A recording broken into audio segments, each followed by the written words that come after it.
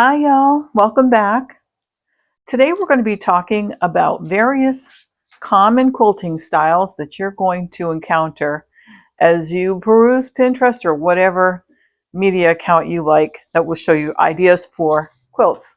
So I have some notes, but there are 6 basic ones that you'll be seeing that are probably the most popular right now. Some of which are great for beginners. Some you need to be definitely a confident beginner, and others are for more intermediate and then experienced quilters. So choose wisely. So to start off with, patchwork quilting is something you're going to see everywhere. It seems like it's the most common one right now that I see online.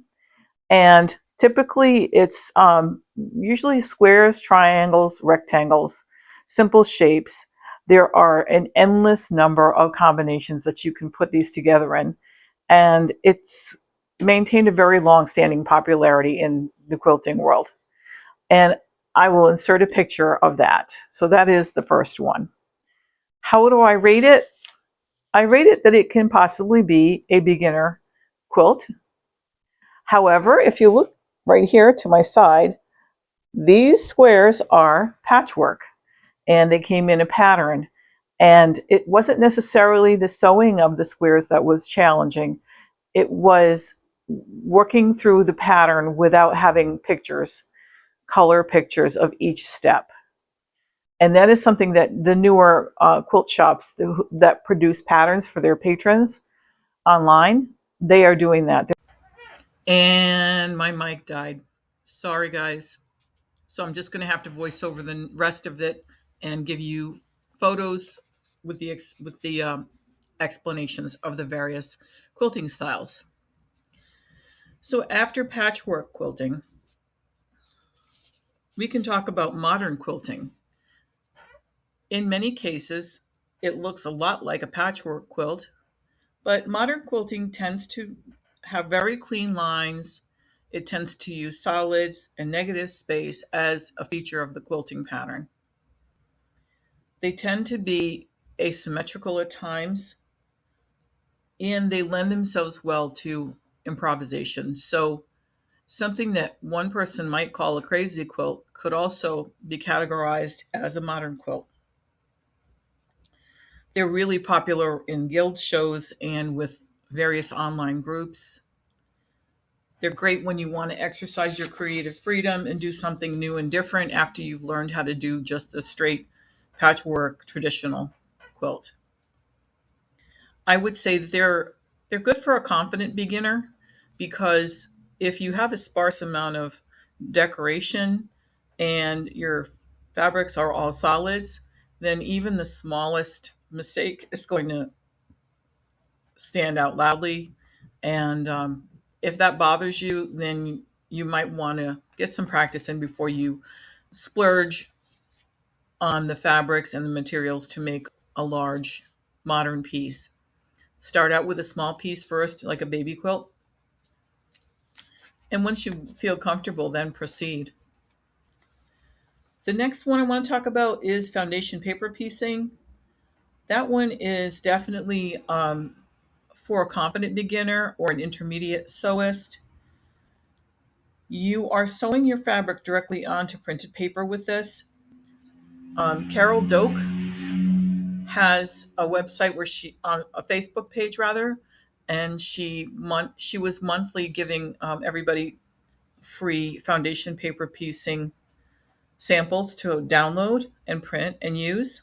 She also has a couple of really good books out. The one nice thing about using FPP is that you're going to get extremely accurate points and angles so much easier than it would be to do it on your own. And I have a pattern for a cute carrot quilt that I got from ilovequiltingforever.com.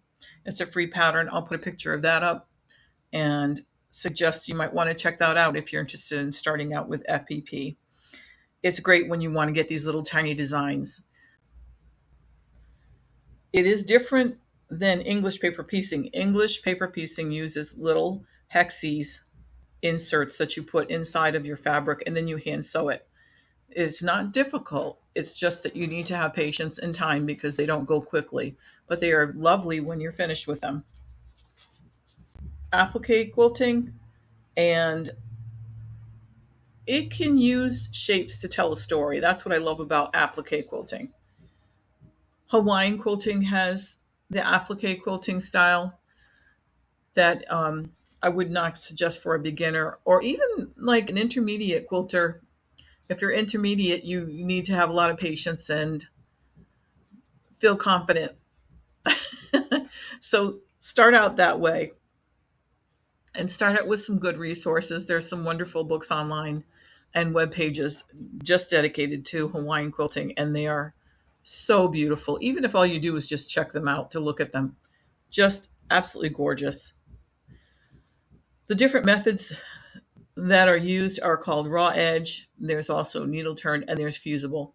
Fusible, in some cases, depending on what you're going to use the quilt for, you don't even actually have to sew it on. You can just fuse it on, and that's good enough. With needle turn, you want to just make sure that your inward curves have some V snipped out of the seam allowance, and your outward curves are going to need snips so that when you do turn them in, they lay flat, and you can really show your personality in detail and let that come out on your projects. Another good resource is called favequilts.com, FAVE quilts.com. The next one we can talk about is improv or crumb quilting. So, improv quilting is very freeing. Some people find it relaxing. I do not, because I find myself getting decision fatigued early on. The second thing is to keep in mind that you really may have some very unusual shaped scraps, and you need to cut them down into straight lines, generally speaking, so that you can sew them together, and then when you lie it down and press it, it all lays together flat. Because if you have an arc and you sew it to a flat piece, you're going to wind up with a bump. Long story short. So you don't want that. But that was actually where crazy quilts started. Crazy quilts have been around since, like the 1880s and 1890s. They were very popular for like 50 years until the 1920s. And while they're called crazy quilts, but they're far from crazy or erratic. They're actually a way to use the patchwork with one-of-a-kind treasures that you have, lace, doilies, maybe something that's velveteen, something that's silky, a silky fabric that was in someone's shirt or dress that you wanted to keep as a keepsake. And then when you combine them with a sophisticated embroidery stitch, you're going to wind up with a high art form. And they are just lovely, wonderful to pass on to the next generation as a keepsake. And they can be very meaningful and unique. And they can also be frugal, believe it or not. Would I recommend them for a beginner? No, not in the beginning. I would not, because of the fact that if you're tempted to use corduroy, tweed, satin, lace, all in the same project, I would not suggest a brand new person who has only done one or two quilts in their life or one or two sewing projects in their life to do this. I would suggest it for a confident beginner or on up.